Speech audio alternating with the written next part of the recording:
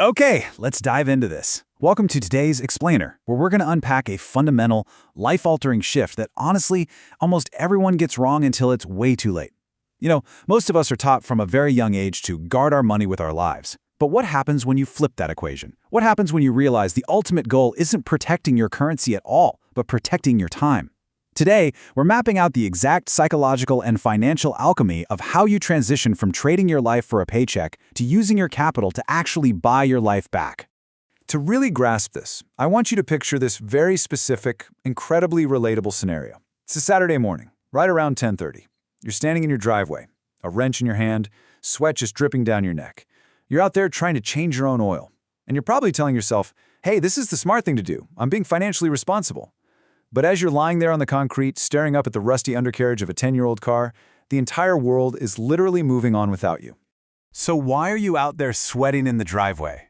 You're doing it to save exactly $40.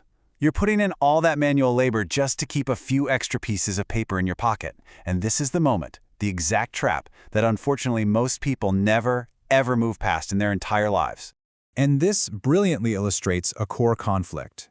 Sure, you might secure a very minor financial win, $40 saved, but look at the cost.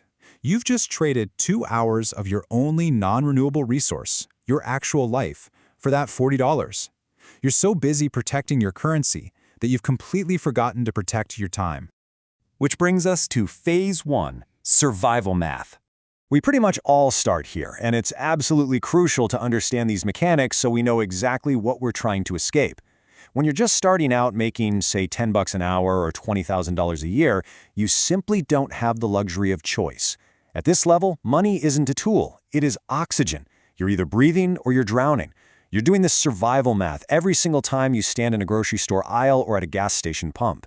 Because you have way more time than capital, you basically have to do everything yourself.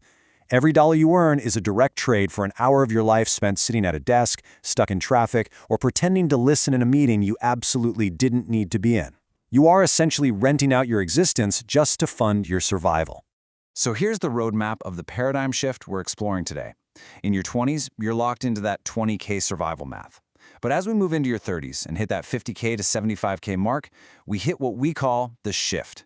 And eventually, the ultimate goal is to reach that 40s-plus stage of quiet capital at $500,000 and beyond. Let's break down exactly what happens when you cross into that middle stage. Welcome to Phase 2, the outsourcing shift. Something kind of strange happens when your income hits around $50,000 to $75,000. The math you've relied on for so long completely changes. You finally stop looking at the bottom of the receipt and you start looking at the clock. Now, I really want this next phrase to stick with you. Salary is a ceiling dressed up as a floor.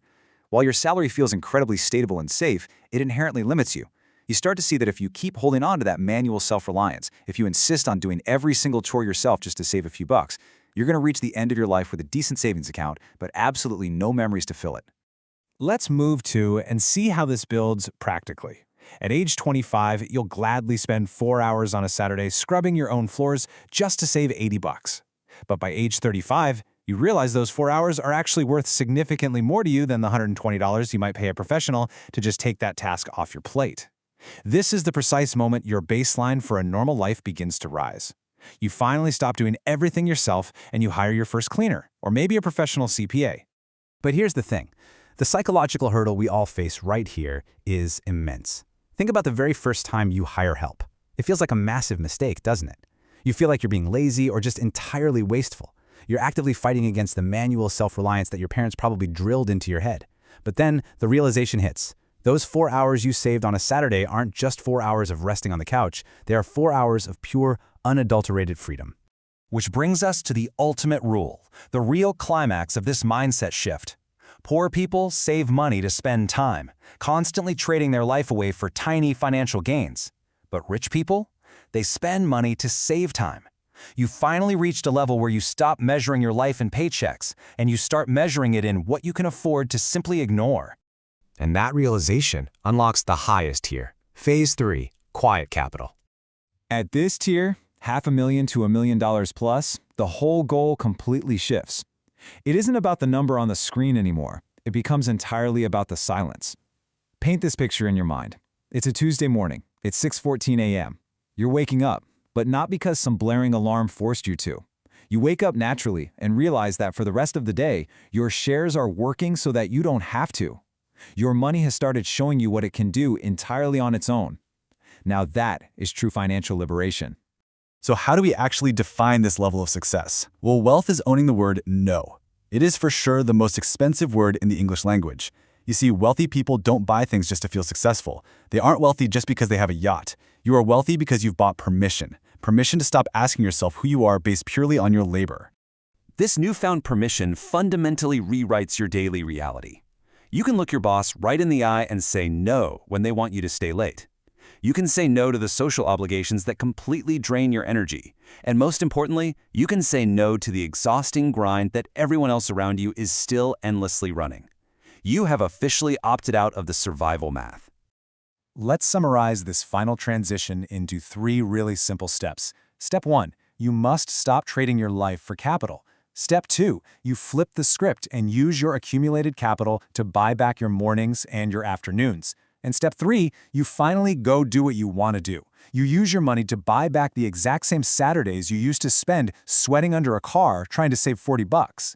I want to leave you with this question to really chew on today. Are you just playing a game to impress an audience? Accumulating cash just to stare at a high score? Or are you strategically building a life that actually buys you back?